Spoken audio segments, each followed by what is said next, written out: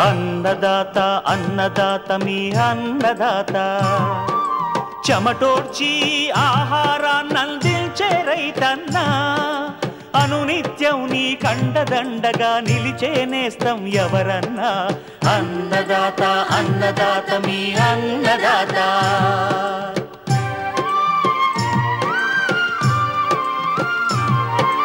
నూతన రీతుల సాగుబడికి నూరింతలు పెరిగే దిగుబడికి సూచనలిచ్చే సస్య రక్షణకు పశు పోషణకి శాస్త్ర విజ్ఞానం అందించి ముందుకు నడిపే తెలుగు రైతు భారతదేశానికి మకుటం అయ్యేలా తీర్చిదిద్దే ఆశయంతో మిమ్ము మేలు కొలిపేది అన్నదాత అన్నదాత అన్నదాత మీ అన్నదాత అన్నదాత అన్నదాత మీ అన్నదాత.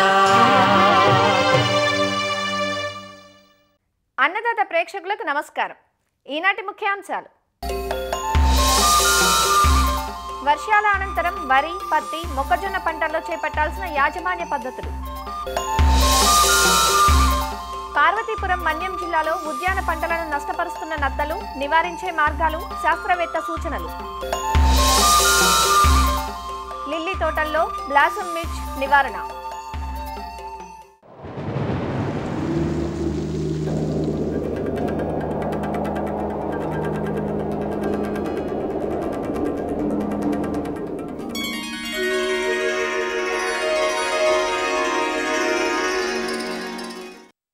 గత వారం 10 రోజులుగా కురుస్తున్న వానలకు ఖరీఫ్ పంటలు దెబ్బతిన్నాయి. వర్షాలు అధికంగా కురిసిన ప్రాంతాల్లో పొలాల్లో నీరు నిలబడిపోయి పంటలు పూర్తిగా పాడవగా, మోస్తారుగా కురిసిన ప్రాంతాల్లో పంటల పెరుగుదలకు ఉపకరిస్తున్నాయి. కర్నూలు, నంద్యాల జిల్లాలో ప్రధానంగా సాగయ్యే వరి, పత్తి, మొక్కజొన్న పైర్లను ఎప్పటికప్పుడు గమనించుకుంటూ వర్షాల అనంతరం తిరిగి తిప్పుకోవడానికి యాజమాన్య సస్యరక్షణ పద్ధతులు చేపట్టాలంటూ వివరాలు తెలియజేస్తున్నారు ఆచార్య ఎన్జీ రంగా వ్యవసాయ విశ్వవిద్యాలయం నంద్యాల ప్రాంతీయ వ్యవసాయ పరిశోధనా స్థానం సహ పరిశోధనా సంచాలకులు డాక్టర్ జాన్సన్. కర్నూలు, నంద్యాల జిల్లాల్లో గత 10 దినాల్లో కురిసినటువంటి వర్షాలకి అక్కడక్కడ మనకు పత్తిలో 3 నుంచి 5 దినాల కన్నా ఎక్కువ నీరు నిలబడింది. అంటే ఇప్పుడు పత్తి 60 నుంచి 90 రోజుల దశలో ఉంది కాబట్టి అక్కడక్కడ చెట్లు ఎండిపోనికి అవకాశం ఉంటుంది, విల్ట్ రానికి అవకాశం ఉంటుంది. కాబట్టి రైతు సోదరులు దీన్ని గమనించి మొట్టమొదటిగా ఆ నీటిని బయటికి తీసివేసుకోవాలి. నీటిని బయటికి తీసివేసుకున్న భూమి ఆరింది అని అంటే కానీ మళ్ళీ 1-2 దినాలకి అది రికవరీ కానికి అవకాశం ఉంటుంది.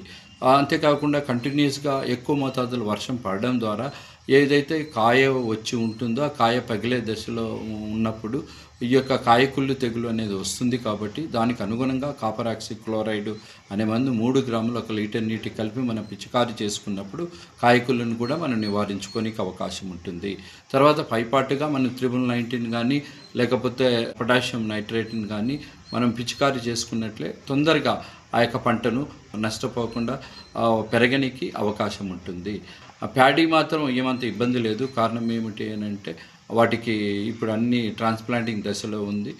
నంద్యాల జిల్లాకు వచ్చినట్లయితే ఎక్కువగా మెయిజు వేయడం జరిగింది. కాబట్టి అక్కడక్కడ మెయిజు కొన్ని ప్రాంతాల్లో వర్షపు నీటి కన్నా వరదరాజ స్వామి ప్రాజెక్టు మిగతా ప్రాజెక్టుల నుంచి వచ్చినటువంటి బ్యాక్ వాటర్ వల్ల ఏమైపోయిందంటే స్టాగ్నేటెడ్ అయ్యి ఎక్కువగా ఉంది. కాబట్టి అక్కడ అవి కొన్ని ముంపుకు గురై కొన్ని కింద పడిపోనికి అవకాశం ఉంటుంది. అలాంటప్పుడు మీకు వీలైనంత త్వరగా ఆ యొక్క నీటిని బయటికి కానీ మనం కానీ తీసేసుకున్నట్లయితే ఆ పంటను సంరక్షించుకోనికి అవకాశం ఉంటుంది. పైపాటుగా ఎరువులను కానీ మనం వేసుకున్నట్లయితే పంట ఇక పడిపోకుండా నిలుదొక్కుని తర్వాత తొందరగా ఆ యొక్క పోషకాల లోపాల నుంచి సవరించబడి దిగుబడి ఇవ్వడానికి అవకాశం ఉంటుంది. కాబట్టి లేదా వాళ్ళు పైపాటిగా పిచికారీ కూడా చేసుకోవచ్చు. 19 అయితే పొటాషియం నైట్రేట్ అయితేమి ఒక యూరియా అయితేనేమి వీటన్నిటి మన పైపాటిగా పిచికారీ చేసుకున్నట్లయితే ఆ పంటను తొందరగా సంరక్షించుకోవచ్చు. దిగుబడిని ఎలాంటి తగ్గుదల లేకుండా ఆశించినంతగా తీసుకోనికి అవకాశం ఉంటుంది. అలాగే ఎక్కడైతే ఈ యొక్క కురిసిన వర్షాలకి తెగుళ్ళు రానికి అవకాశం ఉంటుందో రైతు సోదరులు వాటిని గమనించి దానికి అనుగుణంగా దగ్గరలో ఉన్నట్టు ఆర్ఎస్కేలను సంప్రదించి లేక వ్యవసాయ అధికారిని సంప్రదించి లేక వ్యవసాయ శాస్త్రవేత్తని సంప్రదించి తగిన సలహాలు తీసుకొని ఏదైతే సిఫారసు చేసినటువంటి మందులు, సిఫారసు చేసినటువంటి మోతాదులు, సిఫారసు చేసిన పద్ధతుల్లో దాన్ని కానీ పిచికారీ చేసినట్లే తగిన సమయంలో తగు చర్యలు చేపడతారని ఆశిస్తున్నాం.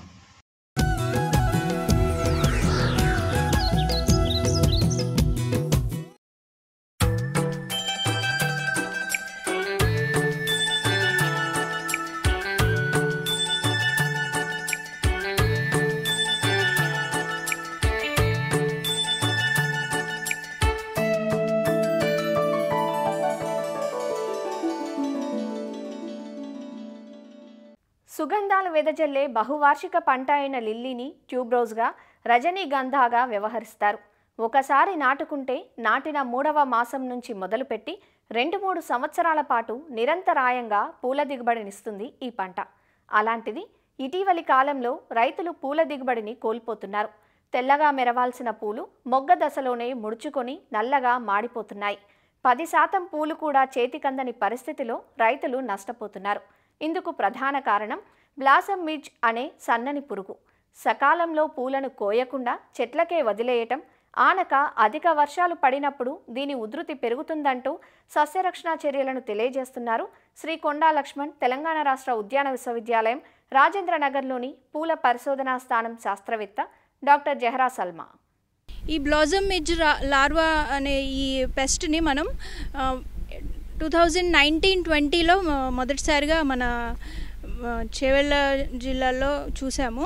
అయితే ఈ ఉధృతి ముఖ్యంగా కోవిడ్ సమయంలో పూల కోత చాలా వరకు తగ్గిపోవడం వల్ల చెట్ల మీద మొక్కల మీద పూకాడలు ఉంచడం వల్ల దీని ఉధృతి మెల్లగా పెరుగుతూ వచ్చింది. బ్లాసమ్ మిడ్జ్ గుర్తించడానికి ముందుగా దీన్ని మనం తెగులు అనుకున్నాం, ఎందుకంటే పువ్వు కుళ్ళినట్లు కనిపించాయి. అది కూడా నెమటోడ్ వల్ల కూడా వ్యాప్తి చెందింది అని అనుకున్నాము. అయితే దాని తర్వాత దీన్ని బ్లాసమ్ మిడ్జ్గా గుర్తించడం జరిగింది. తర్వాత దీన్ని బ్లాసమ్ మిడ్జ్గా లేకపోతే పెంకుపురుగు లార్వా అని పిలుస్తున్నాము. అయితే దీని లక్షణాలను గమనించినట్లయితే ఇది మొగ్గ దశలోనే ప్రారంభమవుతుంది. మొగ్గలు ఎదిగే కొద్దీ పువ్వు కాడ నుండి మొగ్గలు విచ్చుకున్నప్పుడు మనం గమనించినట్లయితే పూలు పూర్తిగా కుళ్ళిపోయి నల్లగా లేకపోతే ముదురు గోధుమ రంగులో మారిపోయి వంకర్లు తిరిగిపోతుంది. పువ్వు కాడ కూడా వంకర తిరిగిపోతున్నాయి. దీన్ని జాగ్రత్తగా మనం ఆ పువ్వులను తొలిచి చూసినట్లయితే అందులో గోధుమ రంగులో చిన్న పురుగులు లార్వాను మనం గమనించవచ్చు. ఒక్కొక్క పువ్వులో 20 నుంచి 30 లార్వాల వరకు మనం గమనించవచ్చు. ఈ పురుగు వల్ల పూకుళ్ళు కూడా సంభవిస్తుంది, ఎర్వీనియా రాట్ కూడా వస్తుంది దీని ఉధృతి వల్ల. ఇది ఎక్కువగా మనం వర్షాకాలం వానలు అధికంగా పడినప్పుడు, నేల చాలా తడిగా ఉన్నప్పుడు, వాతావరణంలో తేమ శాతం అధికంగా ఉన్నప్పుడు ఇది ఎక్కువగా మనం గమనిస్తున్నాము. ఇది వచ్చిన కొన్ని రోజులకే 80 నుంచి 90% వరకు నష్టం వాటిల్లుతుంది. పురుగుని శాస్త్రీయంగా క్రోంటారీనియా మెకిలోపెన్నిస్ అని అంటారు. ఇది ఈగ జాతికి సంబంధించింది. దీని తల్లి పురుగు చాలా చిన్న ఈగ వలె లేకపోతే దోమ వలె ఉంటుంది. ఇది గుడ్లను పూలో మధ్యలో, కాండం దగ్గర మధ్యలో లోపల గుడ్లను పెడుతుంది. 4-5 రోజులకి అవి లార్వాగా మారుతాయి. ఈ లార్వాలు ఏమవుతున్నాయంటే ఆ పువ్వుని లోపల నుంచి పూర్తిగా తినేయడం వల్ల పువ్వు కుళ్ళిపోతుంది.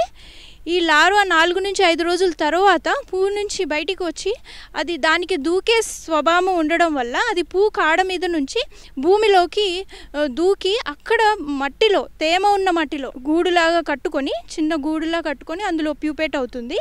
ఈ ప్యూపా మళ్ళీ ఒక 7 నుంచి 10 రోజుల్లో మళ్ళీ తల్లి పురుగుగా బయటికి వచ్చేస్తుంది. సో దీని కాలచక్రం చాలా త్వరితగతిలో అవడం వల్ల ఈ పెస్ట్ అనేది చాలా ఫాస్ట్గా స్ప్రెడ్ అవుతుంది. కాబట్టి రైతు సోదరులు దీన్ని సరైన యాజమాన్య పద్ధతులు పాటించినట్లయితే దీన్ని చాలా వరకు నివారించుకోవచ్చు.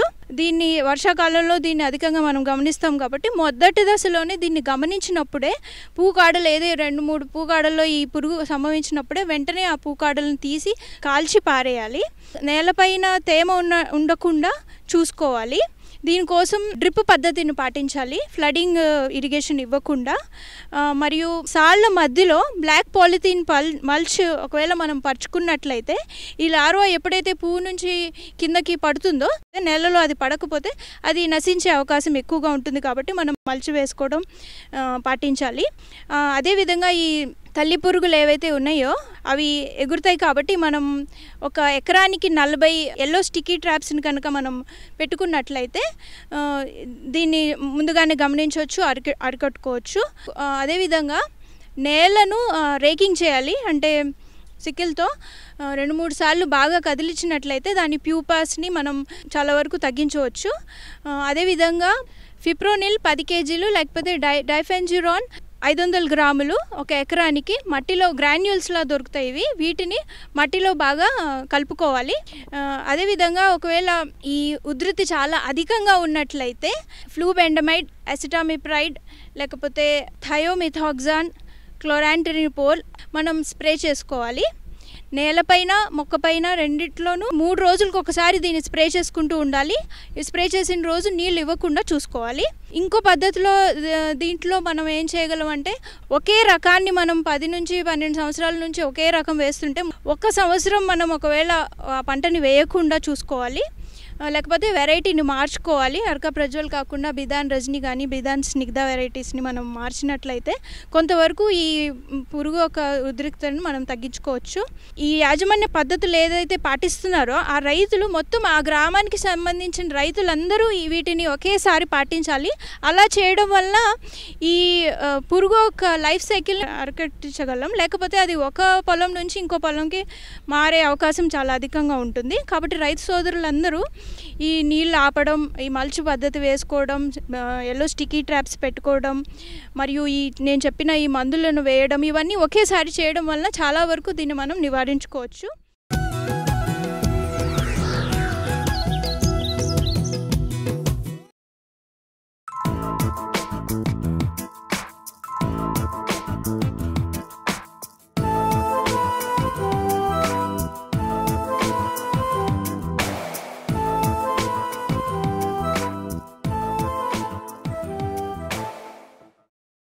పంటల సాగులో ఒక్కోసారి చీడపీడలు పెను విపత్తుగా మారతాయి.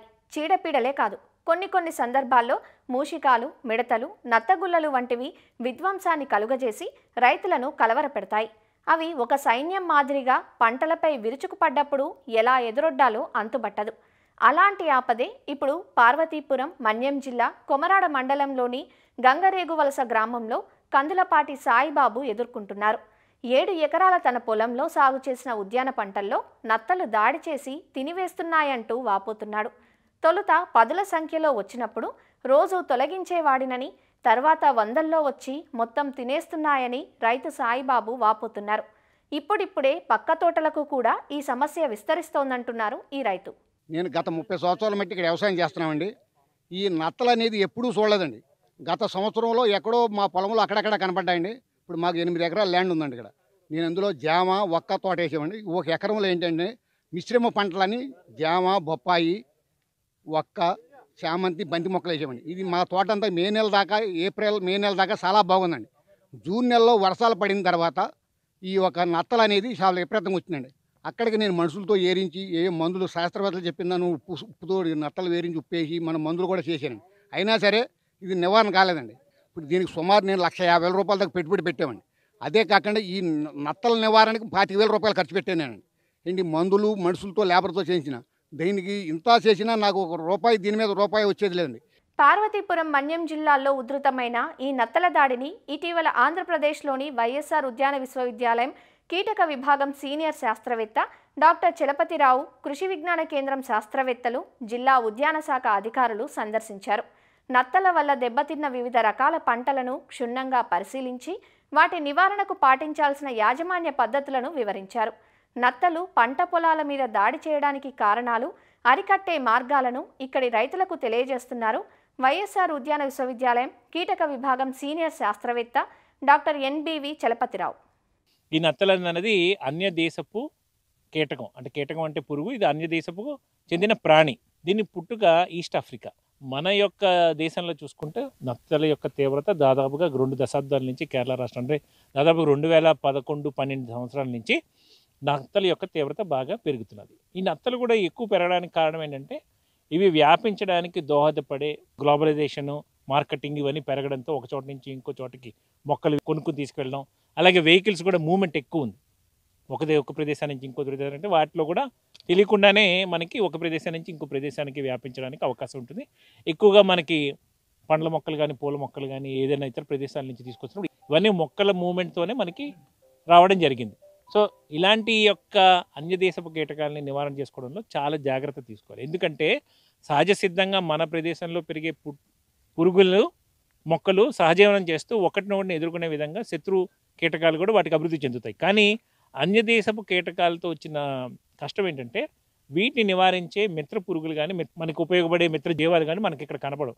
అందుకని వీటి యొక్క ఉధృతి మనకి చాలా ఎక్కువగా తొందరగా విపరీతంగా పెరిగే స్థాయిలోకి వచ్చి రైతులకు అపారమైన నష్టం కలుగజేస్తుంటాయి.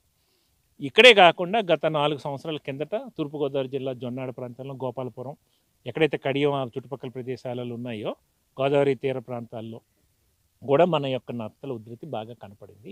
అక్కడ కూడా విపరీతంగా ఆకుకూరలను తినడం, వాటిని రైతు సోదరులు అందరూ సమిష్టిగా ఎదుర్కొని నివారించుకోగలిగారు. నేను ఎందుకంటే ఇది చెప్తున్నాను, ఏదైనా సరే సమిష్టిగా చేస్తేనే మనకి రైతు సోదరులు కానీ అందరూ కలిసికట్టుగా చేస్తేనే ఇలాంటి యొక్క అన్యదేశపు పురుగుల్ని కానీ జీవాలని కానీ ఎదుర్కోగలం. కానీ ఒక రైతు తానంతటా కష్టపడితే అవ్వదు. అలాగే ప్రభుత్వం యొక్క సహాయం సహకారం కూడా ఉంటే అవగాహన రూపంలో ఇవ్వగలిగితే మనకి చాలా చక్కని నివారణ వస్తుంది. ఇందులో ప్రథమంగా అందరికీ రైతు సోదరులకు కానీ అందరికీ నేను సూచించింది ఏంటంటే, దయచేసి ఈ నత్తలని మీరు ముట్టుకుంటున్నప్పుడు చేతులకి గ్లౌజులు వేసుకుని, ఉత్త చేతులతో కాకుండా చేతులకి గ్లౌజులు వేసుకొని వీటిని మీరు పట్టుకోవాలి. ఎందుకంటే నత్తల ద్వారా మనిషికి సంక్రమించే 2-3 రకాల జబ్బులు ఇంతకుముందు మన కేరళ స్టేట్లో రిపోర్ట్ అయ్యాయి. కాబట్టి మ్యాండేటరీగా మన ప్రభుత్వం సిఫార్సు చేసిన వాటిలో నత్తలను ఎప్పుడైనా మనం ఫిజికల్గా కలెక్ట్ చేస్తున్నప్పుడు కానీ అబ్జర్వేషన్ చేస్తున్నప్పుడు కానీ దయచేసి గ్లౌజులు వేసుకోవడం, ఒకళ్ళు తెలియకో మనం ముట్టుకున్న వెంటనే సబ్బుతో చేయి కడుక్కోవడం చేసుకోవాలి. రెండవది, నత్తల యొక్క జీవిత చరిత్ర చూసుకుంటే ఒక నత్త తన జీవితకాలంలో 500 నుంచి 1000 గుడ్లు పెడుతుంది. ఒకే నత్తలో 2 జాతులు ఉంటాయి, ఆడ మగ జాతులు ఉంటాయి, హెర్మాఫ్రోడైట్ అంటాం. ఈ నత్తలు సంపర్కం చెందిన తర్వాత ఒక్క ఆడ నత్త మన ప్రదేశంలోకి వస్తే చాలు, క్రమేపీ సంవత్సరాల్లో ఒక 2-3 సంవత్సరాల దాని యొక్క సంతతిని ఎక్కువగా అభివృద్ధి చేసుకుంటూ ఉంటుంది. ఇలా అభివృద్ధి చేసుకోవడానికి దోహదపడేది ఏంటంటే దాని యొక్క జీవితం 5 సంవత్సరాలు అది బతకడం. అలాగే వాతావరణ పరిస్థితులు అనుకూలంగా లేనప్పుడు భూమిలో సుప్త చేతనావస్థల్లో కూడా వెళ్ళిపోతాయి. ఎప్పుడైతే వాతావరణం బాగుందో, వర్షాలు బాగా పడి తేమ ఎక్కువగా ఉంటుందో అలాంటప్పుడు అవి మళ్ళీ పైకి వచ్చి ఎక్కువగా పిల్లలు పెడుతుంటాయి. మనం రైతు సోదరులు చెప్పినప్పుడు గత సంవత్సరం కూడా ఇక్కడ ఆయన గమనించారు అంటున్నారు. కాబట్టి గత సంవత్సరం నుంచి ఈ సంవత్సరంలో వాటి యొక్క సంతతికి అనుకూలంగా ఉండే కొన్ని వాతావరణ పరిస్థితులు, అంటే గ్లోబల్ క్లైమాటిక్ చేంజ్ అవనివ్వండి, అనుకోని వర్షం ఎక్కువగా మన భూమిలో ఉండే తేమ, అలాగే మనకి ఎక్కువగా సారవంతమైన భూముల్లో బాగా వచ్చే ఉద్యానవన పంటలు, వీటికి చాలా 500 పంటల దాకా ఈ నత్తలు మనకి ఎక్కువ నష్టపరిస్తే అందులో ఎక్కువగా ఉద్యాన పంటలే ఎక్కువగా ఉన్నాయి. అందులో ముఖ్యంగా బొప్పాయి, క్యాబేజీ ఈ 2 కూడా చాలా ఆకర్షణీయం నత్తలకి. అందుకని మన తోటల్లో చూసుకుంటే బొప్పాయి మీద చాలా ఎక్కువ కనబడుతుంది. అలాగే తేమ ఎక్కువ ఉందంటే అక్కడ కూడా ఎక్కువ చేరుతాయి. ఈ నత్తల్లో ఉన్న గుణం ఏంటంటే అవి పగటిపూట కన్నా రాత్రిపూట నిశాచరులు, రాత్రిపూట బాగా ఎక్కువగా తిరుగుతూ ఎక్కువగా నష్టం కలగజేస్తుంటాయి. కాబట్టి వీటిని సులువుగా నివారించుకోవాలంటే ఇందాక చెప్పినట్టుగా సమిష్టిగా రైతులందరూ కలిపి చేయాలి. దాంట్లో చేయాల్సిన 2-3 ముఖ్యమైన పద్ధతులు చెప్తాను. తొందరగా నివారణ పద్ధతులు రావాలంటే మనకి మార్కెట్లో ఈ నత్తని చంపే గుళికలు ఉన్నాయి. ఈ గుళికలలో ఉండే కెమికల్ వలన ఆ నత్తలు అక్కడికి ఆకర్షింపబడి దాన్ని తిని చచ్చిపోతుంటాయి. అది కమర్షియల్గా దొరుకుతుంది. కేజీ సుమారుగా 950 నుంచి 1000 రూపాయల దాకా ఉంటాయి. అవకాశం ఉన్నంత వరకు రైతు సోదరులు మన సిఫార్సు చేసిన మోతాదు అంటే దాదాపుగా పంటలు అక్కడ విస్తీర్ణం ఎక్కువ ఉంది కాబట్టి నత్తల యొక్క సంఖ్య కూడా ఎక్కువ ఉంటే దాదాపుగా 8 నుంచి 10 కిలోలు ఒక ఎకరానికి వాడుకోవాల్సిన అవసరం వస్తుంది.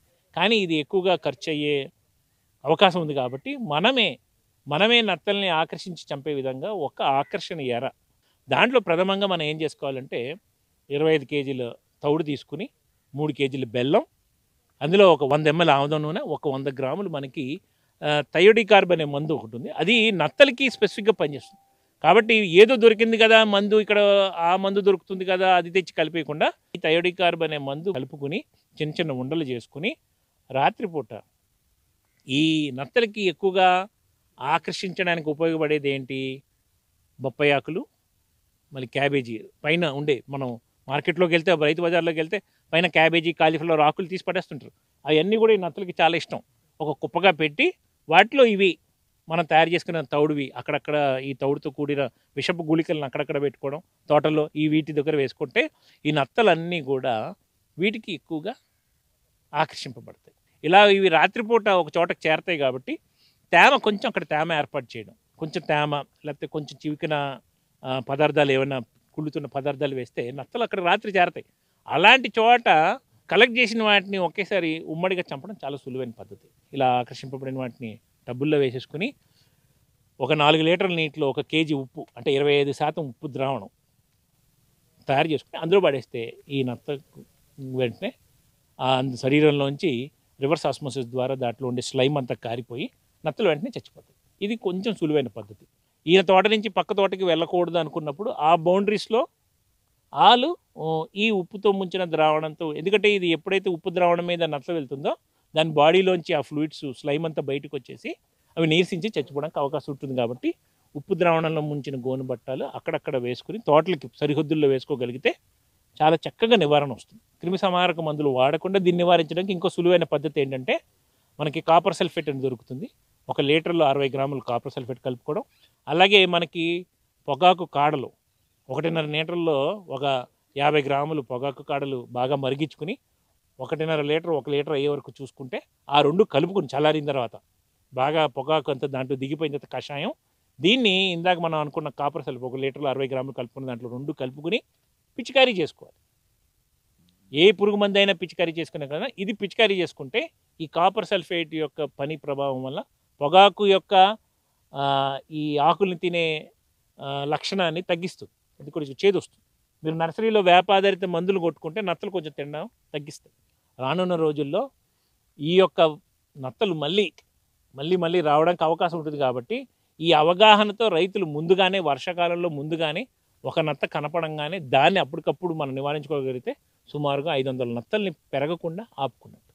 సీజన్ తొలి దాంట్లోనే అందరు రైతులు సామూహికంగా చేయగలిగితే దీని యొక్క తీవ్రత సీజన్ అయ్యే కొద్దీ తగ్గుతుంది. అలాగే పక్క తోటలకు వ్యాపించకుండా ఉంటుంది. మరిన్ని విభిన్న అంశాలతో రేపటి అన్నదాతలో మళ్ళీ కలుసుకుందాం. నమస్కారం. అన్నదాతలు తమ సందేహాలు సమస్యలను 18004254085 టోల్ ఫ్రీ నంబర్లో ఉదయం 10 నుంచి 11 గంటల మధ్య పని దినాలలో సంప్రదించగలరు. ఈ కార్యక్రమాన్ని యూట్యూబ్లో www.youtube.com/annadata ETV లింక్ ద్వారా వీక్షించవచ్చు.